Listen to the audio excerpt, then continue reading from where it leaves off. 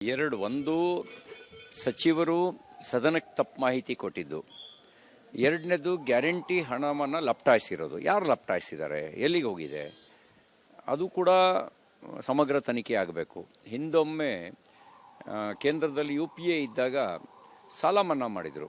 72,000 ಕೋಟಿ ರೂಪಾಯಿ ರೈತರ ಸಾಲ ಮನ್ನಾ, 18,000 ಕೋಟಿ ರೂಪಾಯಿ ನಕಲಿ ಖಾತೆಗಳಿಗೆ ಹಣ ಹೋಗಿತ್ತು. ಒಂದು ದೊಡ್ಡ ಚರ್ಚೆ ಆಯಿತು ಆ ಸಂದರ್ಭದಲ್ಲಿ. ಇದು ಕೂಡ ಏನಾರು ಆ ರೀತಿ ಏನಾರು ಆಗಿದೆಯಾ? ಆ ರೀತಿ ಆಗದೇ ಇದ್ದರೆ ಯಾಕೆ ಎಲ್ಲೋಯ್ತು ಹಣ, ಯಾಕೆ ಕೊಟ್ಟಿಲ್ಲ? ಮತ್ತು ಕೊಡದೇ ಇದ್ದರೂ ಕೊಟ್ಟಿದ್ದೀವಿ ಅಂತ ಯಾಕೆ ತಪ್ಪು ಮಾಹಿತಿ ಕೊಟ್ಟರು? ಈ ಎಲ್ಲ ಹಿನ್ನೆಲೆಯಲ್ಲಿ ನಾವು ವಿಧಾನಮಂಡಲದಲ್ಲೂ ಚರ್ಚೆ ಮಾಡ್ತೀವಿ. ಇದರ ಒಂದು ಸಮಗ್ರ ತನಿಖೆಗೂ ಕೂಡ ಮಾನ್ಯ ಮುಖ್ಯಮಂತ್ರಿಗಳನ್ನು ನಾವು ಒತ್ತಾಯಿಸ್ತೇನೆ. 1-2 ಕೋಟಿ ಆಗಿದ್ರೆ ಮಿಸ್ಅಪ್ರಾಪ್ರಿಯೇಷನ್ ಅಂತ ಅನ್ಕೊಬೋದು ಸರ್. ಆದರೆ ಇದು 5,000 ಕೋಟಿ ಅಂದಾಗ ಒಂದೊಂದು ಜಿಲ್ಲೆ 10 ಜಿಲ್ಲೆ ಡೇಟಾಲಿ 1,100 ಚಿಲ್ಲರೆ ಕೋಟಿ ಪ್ರತಿ ತಿಂಗಳು ಮಿಸ್ಅಪ್ರಾಪ್ರಿಯೇಟ್ ಆಗಿರೋದು. ನೋಡಿ, ನಾವು ಯಾವುದನ್ನು ಸರಳವಾಗಿ ಸುಲಭವಾಗಿ ನಂಬುವ ಸ್ಥಿತಿಯಲ್ಲಿ ಇಲ್ಲ. ನಕಲಿ ಖಾತೆಗಳಿಗೆ ವಿವಿಧ ಅಭಿವೃದ್ಧಿ ನಿಗಮಗಳ ಹಣವನ್ನೇ ವರ್ಗಾಯಿಸ್ತಾರೆ ಅನ್ನೋದಾದರೆ, ಎಸ್ಕೋ ಖಾತೆಗಳನ್ನು ತೆಗೆದು ಅಭಿವೃದ್ಧಿಗೆ ಬಳಕೆ ಆಗಬೇಕಾದ ಹಣವನ್ನೇ ಲಪ್ಟಾಯಿಸ್ತಾರೆ ಅನ್ನೋದಾದರೆ, ಇವೆಲ್ಲವೂ ಕೂಡ ಸಮಗ್ರ ತನಿಖೆ ಆಗದೆ ನಾವು ಯಾರನ್ನೂ ದೋಷಿ ಅಂತಲೂ ಹೇಳೋಕ್ಕಾಗಲ್ಲ, ಯಾರಿಗೋ ಕ್ಲೀನ್ ಚಿಟ್ಟನ್ನು ಕೊಡೋಕ್ಕಾಗಲ್ಲ. ಹಾಗಾಗಿಯೇ ನಾನು ಸಮಗ್ರ ತನಿಖೆ ಆಗಬೇಕು ಅಂತ ಆಗ್ರಹಿಸ್ತಾ ಇದ್ದೀನಿ. ಈಗ ಸತ್ಯ ಹೇಳೋದು ದ್ವೇಷದ ಪರಿಧಿ ಒಳಗೆ ಬರುತ್ತಾ? ನಾನು ಸತ್ಯ ಹೇಳ್ತೀನಪ್ಪ. ಜಾಗತಿಕ ಭಯೋತ್ಪಾದನೆಗೆ ಒಂದು ಮತಗ್ರಂಥವೇ ಕಾರಣ ಅಂತ ಹೇಳ್ತೀನಿ ನಾನು. ಅದು ಜಾಗತಿಕ ಸತ್ಯ. ಅದನ್ನು ಬಳಕೆ ಮಾಡಿಕೊಂಡೇ ಭಯೋತ್ಪಾದಕರು ಯಾವ ಉದ್ದೇಶಕ್ಕೆ ನಿಮ್ಮ ಭಯೋತ್ಪಾದನೆ ಅಂದರೆ, ಸತ್ತ ಮೇಲೆ 73 ಜನ ಸುರಸುಂದೀರ ಸಿಗ್ತಾರೆ ಅನ್ನೋ ಕಾರಣಕ್ಕೇನೆ ಅಂತ. ಹೆಂಗಾದ್ರೆ ಆ ದ್ವೇಷವನ್ನು ಬಿತ್ತುವ ಮತಗ್ರಂಥವನ್ನು ನಿಷೇಧ ಮಾಡುವ ದಮ್ ಇದೆಯಾ ಈ ಸರ್ಕಾರಕ್ಕೆ? ಆ ಮತಗ್ರಂಥಗಳನ್ನು ಹೇಳ್ಕೊಡೋದಕ್ಕೆ ಸರ್ಕಾರವೇ ಅನುದಾನ ಕೊಟ್ಟು ದ್ವೇಷ ನಿಲ್ಲಿಸಿ ಅಂದರೆ ಎಲ್ಲಿ ನಿಲ್ಲುತ್ತೆ ದ್ವೇಷ? ನಾನು ಹೇಳ್ತೀನಪ್ಪ, ಆ ಮತಗ್ರಂಥದ ಬಗ್ಗೆ ಉಲ್ಲೇಖ ಮಾಡ್ತೀನಿ. ಅದನ್ನು ಇವ್ರ ದೃಷ್ಟಿಯಲ್ಲಿ ದ್ವೇಷ ಆಗುತ್ತೆ, ನನ್ನ ದೃಷ್ಟಿಯಲ್ಲಿ ಸತ್ಯ ಆಗುತ್ತೆ. ನಮ್ಮ ದೇಶದಲ್ಲಿ 42,000ಕ್ಕೂ ಹೆಚ್ಚು ದೇವಾಲಯಗಳನ್ನು ಆ ಒಂದು ಮತಗ್ರಂಥದ ಕಾರಣಕ್ಕೆ ನಾಶ ಮಾಡಲಾಯಿತು. ರಾಣಿ ಪದ್ಮಿನಿ ಸಹಿತ ಲಕ್ಷಾಂತರ ಜನ ಆತ್ಮಾಹುತಿ ಮಾಡ್ಕೊಳ್ಳೋಕ್ಕೆ ಕಾರಣ ಆಗಿದ್ದು ಪ್ರಾಣ ಮತ್ತು ಶೀಲದ ನಡುವೆ. ನಾವು ಶೀಲ ಉಳಿಸ್ಕೊಳ್ಬೇಕು, ಪ್ರಾಣ ಹೋದರೂ ಪರವಾಗಿಲ್ಲ ಅನ್ನುವ ಹಿನ್ನೆಲೆಯೇ ಅವರು ಆತ್ಮಾಹುತಿ ಮಾಡಿಕೊಂಡ್ರು. ಯಾಕೆ ಶೀಲಹರಣ ಮಾಡೋದು ಅಂತಂದರೆ, ಆ ಶೀಲಹರಣ ಮಾಡೋದನ್ನು ಮತಗ್ರಂಥ ಸಮರ್ಥನೆ ಮಾಡುತ್ತೆ. ಗಂಡಸರನ್ನು ಕೊಂದಾಕಿ ಹೆಂಗಸರು ಮಕ್ಕಳನ್ನೆಲ್ಲ ನೀವು ನಿಮ್ಮ ಗುಲಾಮರಾಗಿ ಇಟ್ಕೊಳ್ಳಿ ಅಂತ ಹೇಳುತ್ತೆ. ಅದು ಅಮಾನವೀಯ ಆಗಿರ್ತಕ್ಕಂಥದ್ದು. ಅದನ್ನು ನಾನು ಹೇಳ್ತೀನಪ್ಪ. ಅದನ್ನು ಹೇಳ್ತಿದ್ದಂಗೆ ಕೆಲವರಿಗೆ ಇದ್ದಿದ್ದಂಗೆ ಹೇಳಿರಿ ಎದ್ದು ಬಂದು ಎದಿಗೆ ಒದ್ದ ಅಂತಾರಲ್ಲ, ಹಾಗೆ ಸತ್ಯ ಹೇಳಿದ ತಕ್ಷಣ ಉರಿ ಹತ್ಕೊಳ್ಳುತ್ತೆ. ಅವ್ರು ಹೇಳ್ತಾರೆ ಇದು ದ್ವೇಷ ಭಾಷಣ ಅಂತಾರೆ. ಇದು ದ್ವೇಷ ಭಾಷಣ ಅಲ್ಲ, ರಿಯಾಲಿಟಿ. ಬೇಕಿದ್ರೆ ಚೆಕ್ ಮಾಡಿ, ಸುಳ್ಳೋ ನಿಜನೋ. ಇವತ್ತು ಯಾವುದನ್ನು ಮುಚ್ಚಿಡೋಕ್ಕಾಗಲ್ಲ. ನೀವು ಗೂಗಲ್ ಸರ್ಚ್ ಮಾಡಿದ್ರೂ ಕೂಡ ಸತ್ಯಾಂಶ ಹೊರಗೆ ಬರುತ್ತೆ. ಆ ಸತ್ಯಾಂಶವನ್ನು ಆಧರಿಸಿ ನೋಡ್ಬೇಕಲ್ವಾ? ಅದು ಸರ್ಕಾರ ಏನು ಹೇಳುತ್ತೆ? ಅಥವಾ ಓಲೈಕೆ ರಾಜನೀತಿ ಏನು ಹೇಳುತ್ತೆ ಅಂದರೆ ಇದು ದ್ವೇಷ ಭಾಷಣ ಅಂತ ಹೇಳುತ್ತೆ. ಇದು ದ್ವೇಷ ಭಾಷಣ ಅಲ್ಲ, ಇದು ಈ ಸತ್ಯನ ಹೇಳೋದು.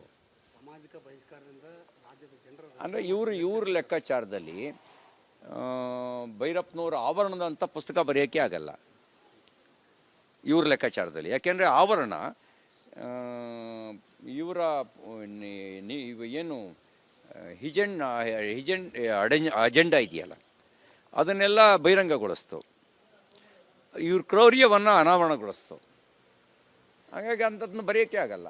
ನೀವು ಪತ್ರಕರ್ತರು ವಿಶ್ಲೇಷಣೆ ಮಾಡೋಕ್ಕೆ ಆಗಲ್ಲ. ಯಾಕೆಂದರೆ ಕೆಲವು ಸತ್ಯದ ವಿಶ್ಲೇಷಣೆ ಮಾಡಿದಾಗ ಕೆಲವರ ದೃಷ್ಟಿಯಲ್ಲಿ ಅದು ದ್ವೇಷವಾಗಿ ಕಂಡುಬಿಡುತ್ತೆ.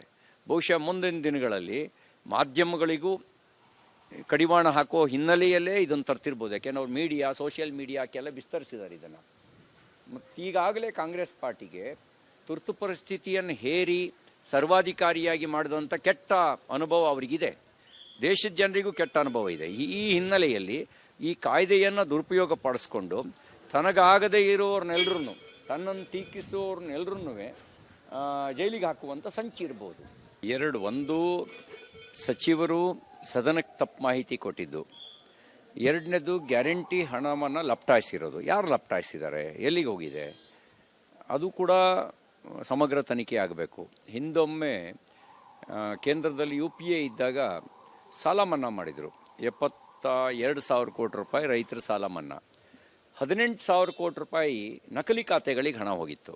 ಒಂದು ದೊಡ್ಡ ಚರ್ಚೆ ಆಯಿತು ಆ ಸಂದರ್ಭದಲ್ಲಿ. ಇದು ಕೂಡ ಏನಾರು ಆ ರೀತಿ ಏನಾರು ಆಗಿದೆಯಾ? ಆ ರೀತಿ ಆಗದೇ ಇದ್ದರೆ ಯಾಕೆ ಎಲ್ಲೋಯ್ತು ಹಣ, ಯಾಕೆ ಕೊಟ್ಟಿಲ್ಲ? ಮತ್ತು ಕೊಡದೇ ಇದ್ದರೂ ಕೊಟ್ಟಿದ್ದೀವಿ ಅಂತ ಯಾಕೆ ತಪ್ಪು ಮಾಹಿತಿ ಕೊಟ್ಟರು? ಈ ಎಲ್ಲ ಹಿನ್ನೆಲೆಯಲ್ಲಿ ನಾವು ವಿಧಾನಮಂಡಲದಲ್ಲೂ ಚರ್ಚೆ ಮಾಡ್ತೀವಿ. ಇದರ ಒಂದು ಸಮಗ್ರ ತನಿಖೆಗೂ ಕೂಡ ಮಾನ್ಯ ಮುಖ್ಯಮಂತ್ರಿಗಳನ್ನು ನಾವು ಒತ್ತಾಯಿಸ್ತೇನೆ. 1-2 ಕೋಟಿ ಆಗಿದ್ರೆ ಮಿಸ್ಅಪ್ರಾಪ್ರಿಯೇಷನ್ ಅಂತ ಅನ್ಕೊಬೋದು ಸರ್. ಆದರೆ ಇದು 5,000 ಕೋಟಿ ಅಂದಾಗ ಒಂದೊಂದು ಜಿಲ್ಲೆ 10 ಜಿಲ್ಲೆ ಡೇಟಾಲಿ 1,100 ಚಿಲ್ಲರೆ ಕೋಟಿ ಪ್ರತಿ ತಿಂಗಳು ಮಿಸ್ಅಪ್ರಾಪ್ರಿಯೇಟ್ ಆಗಿರೋದು. ನೋಡಿ, ನಾವು ಯಾವುದನ್ನು ಸರಳವಾಗಿ ಸುಲಭವಾಗಿ ನಂಬುವ ಸ್ಥಿತಿಯಲ್ಲಿ ಇಲ್ಲ. ನಕಲಿ ಖಾತೆಗಳಿಗೆ ವಿವಿಧ ಅಭಿವೃದ್ಧಿ ನಿಗಮಗಳ ಹಣವನ್ನೇ ವರ್ಗಾಯಿಸ್ತಾರೆ ಅನ್ನೋದಾದರೆ, ಎಸ್ಕೋ ಖಾತೆಗಳನ್ನು ತೆಗೆದು ಅಭಿವೃದ್ಧಿಗೆ ಬಳಕೆ ಆಗಬೇಕಾದ ಹಣವನ್ನೇ ಲಪ್ಟಾಯಿಸ್ತಾರೆ ಅನ್ನೋದಾದರೆ, ಇವೆಲ್ಲವೂ ಕೂಡ ಸಮಗ್ರ ತನಿಖೆ ಆಗದೆ ನಾವು ಯಾರನ್ನೂ ದೋಷಿ ಅಂತಲೂ ಹೇಳೋಕ್ಕಾಗಲ್ಲ, ಯಾರಿಗೋ ಕ್ಲೀನ್ ಚಿಟ್ಟನ್ನು ಕೊಡೋಕ್ಕಾಗಲ್ಲ. ಹಾಗಾಗಿಯೇ ನಾನು ಸಮಗ್ರ ತನಿಖೆ ಆಗಬೇಕು ಅಂತ ಆಗ್ರಹಿಸ್ತಾ ಇದ್ದೀನಿ. ಈಗ ಸತ್ಯ ಹೇಳೋದು ದ್ವೇಷದ ಪರಿಧಿ ಒಳಗೆ ಬರುತ್ತಾ? ನಾನು ಸತ್ಯ ಹೇಳ್ತೀನಪ್ಪ. ಜಾಗತಿಕ ಭಯೋತ್ಪಾದನೆಗೆ ಒಂದು ಮತಗ್ರಂಥವೇ ಕಾರಣ ಅಂತ ಹೇಳ್ತೀನಿ ನಾನು. ಅದು ಜಾಗತಿಕ ಸತ್ಯ. ಅದನ್ನು ಬಳಕೆ ಮಾಡಿಕೊಂಡೇ ಭಯೋತ್ಪಾದಕರು ಯಾವ ಉದ್ದೇಶಕ್ಕೆ ನಿಮ್ಮ ಭಯೋತ್ಪಾದನೆ ಅಂದರೆ, ಸತ್ತ ಮೇಲೆ 73 ಜನ ಸುರಸುಂದೀರ ಸಿಗ್ತಾರೆ ಅನ್ನೋ ಕಾರಣಕ್ಕೇನೆ ಅಂತ. ಹೆಂಗಾದ್ರೆ ಆ ದ್ವೇಷವನ್ನು ಬಿತ್ತುವ ಮತಗ್ರಂಥವನ್ನು ನಿಷೇಧ ಮಾಡುವ ದಮ್ ಇದೆಯಾ ಈ ಸರ್ಕಾರಕ್ಕೆ? ಆ ಮತಗ್ರಂಥಗಳನ್ನು ಹೇಳ್ಕೊಡೋದಕ್ಕೆ ಸರ್ಕಾರವೇ ಅನುದಾನ ಕೊಟ್ಟು ದ್ವೇಷ ನಿಲ್ಲಿಸಿ ಅಂದರೆ ಎಲ್ಲಿ ನಿಲ್ಲುತ್ತೆ ದ್ವೇಷ? ನಾನು ಹೇಳ್ತೀನಪ್ಪ, ಆ ಮತಗ್ರಂಥದ ಬಗ್ಗೆ ಉಲ್ಲೇಖ ಮಾಡ್ತೀನಿ. ಅದನ್ನು ಇವ್ರ ದೃಷ್ಟಿಯಲ್ಲಿ ದ್ವೇಷ ಆಗುತ್ತೆ, ನನ್ನ ದೃಷ್ಟಿಯಲ್ಲಿ ಸತ್ಯ ಆಗುತ್ತೆ. ನಮ್ಮ ದೇಶದಲ್ಲಿ 42,000ಕ್ಕೂ ಹೆಚ್ಚು ದೇವಾಲಯಗಳನ್ನು ಆ ಒಂದು ಮತಗ್ರಂಥದ ಕಾರಣಕ್ಕೆ ನಾಶ ಮಾಡಲಾಯಿತು. ರಾಣಿ ಪದ್ಮಿನಿ ಸಹಿತ ಲಕ್ಷಾಂತರ ಜನ ಆತ್ಮಾಹುತಿ ಮಾಡ್ಕೊಳ್ಳೋಕ್ಕೆ ಕಾರಣ ಆಗಿದ್ದು ಪ್ರಾಣ ಮತ್ತು ಶೀಲದ ನಡುವೆ. ನಾವು ಶೀಲ ಉಳಿಸ್ಕೊಳ್ಬೇಕು, ಪ್ರಾಣ ಹೋದರೂ ಪರವಾಗಿಲ್ಲ ಅನ್ನುವ ಹಿನ್ನೆಲೆಯಲ್ಲೇ ಅವರು ಆತ್ಮಾಹುತಿ ಮಾಡಿಕೊಂಡ್ರು. ಯಾಕೆ ಶೀಲಹರಣ ಮಾಡೋದು ಅಂತಂದರೆ, ಆ ಶೀಲಹರಣ ಮಾಡೋದನ್ನು ಮತಗ್ರಂಥ ಸಮರ್ಥನೆ ಮಾಡುತ್ತೆ.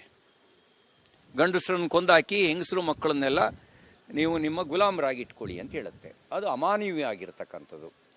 ಅದನ್ನು ನಾನು ಹೇಳ್ತೀನಪ್ಪ. ಅದನ್ನು ಹೇಳ್ತಿದ್ದಂಗೆ ಕೆಲವರಿಗೆ ಇದ್ದಿದ್ದಂಗೆ ಹೇಳಿರಿ ಎದ್ದು ಬಂದು ಎದಿಗೆ ಒದ್ದ ಅಂತಾರಲ್ಲ, ಹಾಗೆ ಸತ್ಯ ಹೇಳಿದ ತಕ್ಷಣ ಉರಿ ಹತ್ಕೊಳ್ಳುತ್ತೆ. ಅವ್ರು ಹೇಳ್ತಾರೆ ಇದು ದ್ವೇಷ ಭಾಷಣ ಅಂತಾರೆ. ಇದು ದ್ವೇಷ ಭಾಷಣ ಅಲ್ಲ, ರಿಯಾಲಿಟಿ. ಬೇಕಿದ್ರೆ ಚೆಕ್ ಮಾಡಿ, ಸುಳ್ಳೋ ನಿಜನೋ.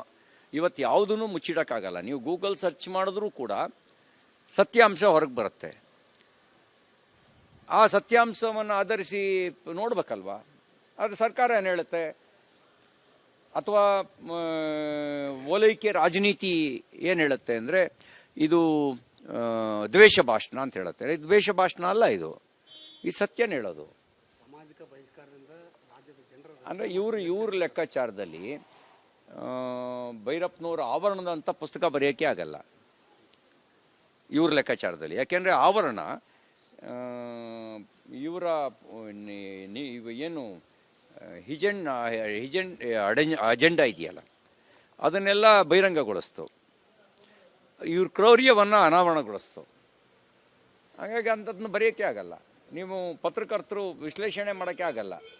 ಯಾಕೆಂದರೆ ಕೆಲವು ಸತ್ಯದ ವಿಶ್ಲೇಷಣೆ ಮಾಡಿದಾಗ ಕೆಲವರ ದೃಷ್ಟಿಯಲ್ಲಿ ಅದು ದ್ವೇಷವಾಗಿ ಕಂಡುಬಿಡುತ್ತೆ.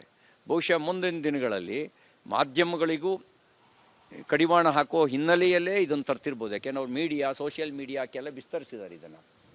ಮತ್ತು ಈಗಾಗಲೇ ಕಾಂಗ್ರೆಸ್ ಪಾರ್ಟಿಗೆ ತುರ್ತು ಪರಿಸ್ಥಿತಿಯನ್ನು ಹೇರಿ ಸರ್ವಾಧಿಕಾರಿಯಾಗಿ ಮಾಡಿದಂಥ ಕೆಟ್ಟ ಅನುಭವ ಅವರಿಗಿದೆ. ದೇಶದ ಜನರಿಗೂ ಕೆಟ್ಟ ಅನುಭವ ಇದೆ. ಈ ಹಿನ್ನೆಲೆಯಲ್ಲಿ ಈ ಕಾಯ್ದೆಯನ್ನು ದುರುಪಯೋಗ ಪಡಿಸ್ಕೊಂಡು ತನಗಾಗದೇ ಇರೋರ್ನೆಲ್ಲರೂ ತನ್ನನ್ನು ಟೀಕಿಸೋರ್ನೆಲ್ಲರೂ ಜೈಲಿಗೆ ಹಾಕುವಂಥ ಸಂಚಿ ಇರ್ಬೋದು.